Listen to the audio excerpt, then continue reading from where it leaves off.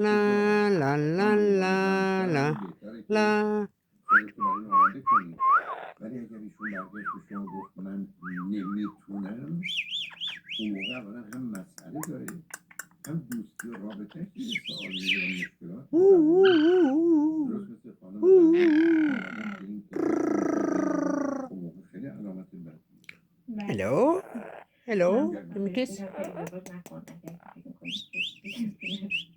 جون اصلا من اگر یک نفر بیاد روی خط بگی من کشش جنسی کامل ندارم، حتی این مطلبی که دیست قسمت مسلمان گفتن محروم نداره.